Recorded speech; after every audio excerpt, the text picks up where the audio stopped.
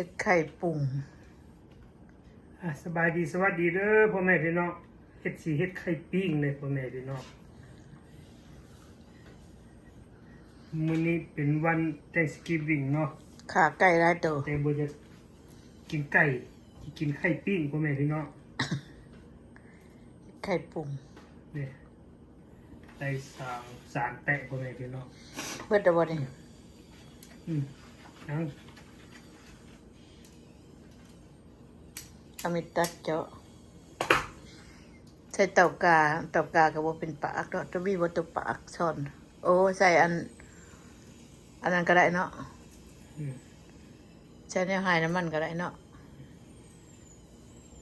จะง่ายเนาะเต่ากาเฮาตัวนั้นมันอยู่นอกบ่เท่าตรุนะมันใช้ได้อยู่มันถอไข่นี่น้อยใหญ่นะอยู่นอกติบ่หรือว่าเพิ่นเอาถิ่มนะก็บ่ฮู้นี่แต่หม้อหัวทิ่มเบิดพ่อแม่พี่น้องพอดีกาซื้อมากะ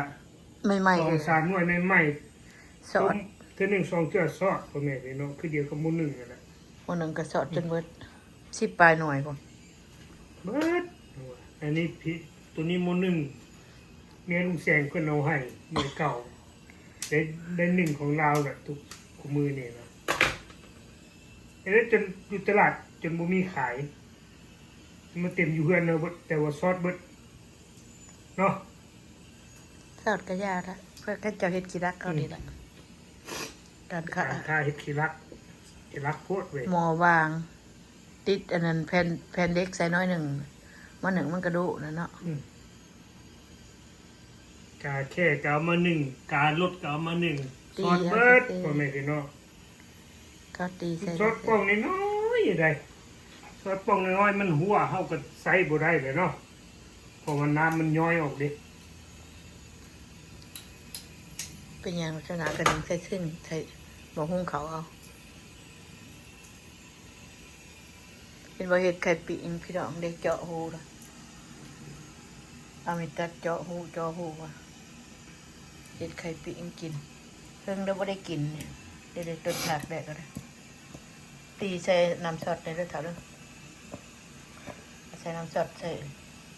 พริกไทยในจักหน่อยหรือว่ากระเทียมก็ได้ตูนี่คนเห็ด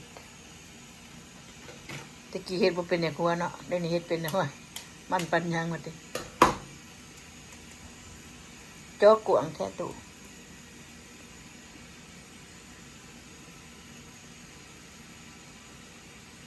เฮ็ดกินเองซื้อเขากินกับแพงได้3 หน่วย5 บาทได้5 ดอลได้มันออกบ่ได้บ่นะฉันเอามันบ่ได้มันติดกันบ่ดีเป่าให้อันตุปวกกันแตก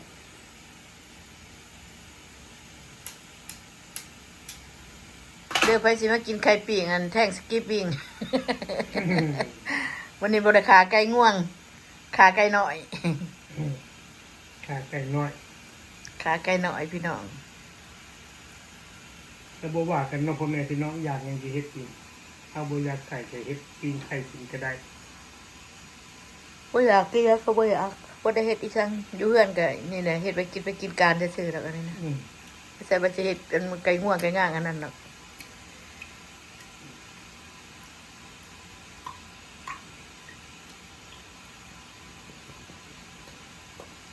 ไก่ได้พระอยากเฮ็ดเด้อนี่ได้กับปีเอาอันนั้น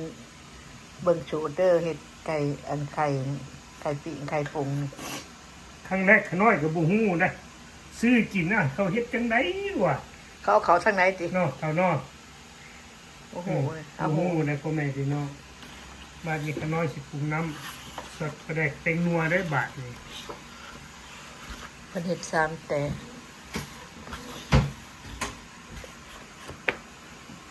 ก็เป็นใส่เต็งนัวตัวนี้เด้อพ่อแม่พี่น้องมันยังแซ่บเป็นนัวเจนี่มันจะเป็นแบบนี้เลยนี่ใครก็กินอันนี้นะเขาบอกกินเป็นนัวนะเขากินนัวนี่นะพ่อละสิหวานโพดเท่าหมูหวาน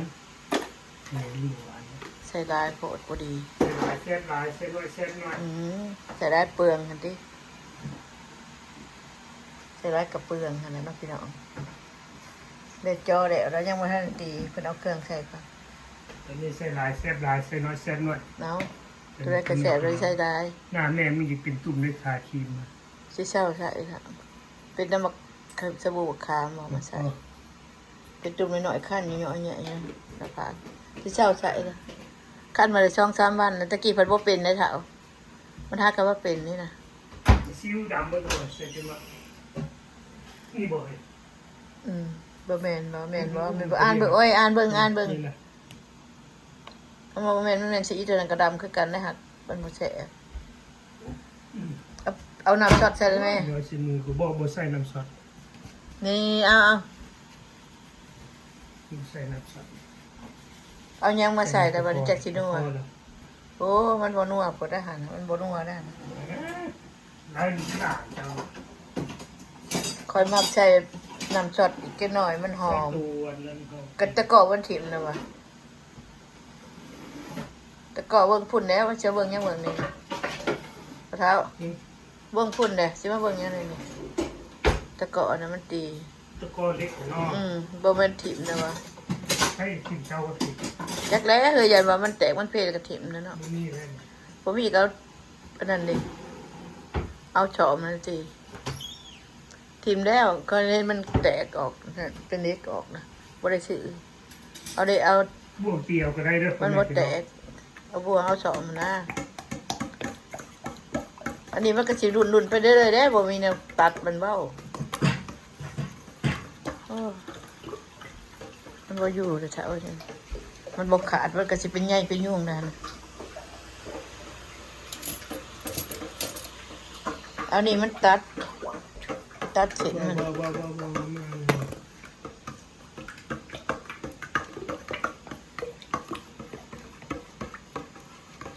เราตัวสั่นตึ๊ดๆเนาะสบายเนาะแบบใส่อันนั้นเสียบไปนะ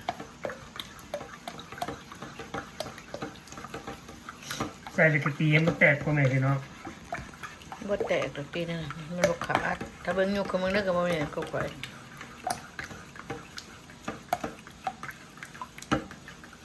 มันวนไปวนมามันสิขาดเครื่องอยู่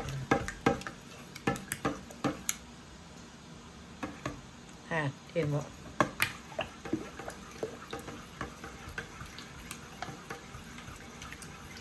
เฮ็ดไข่ปรุง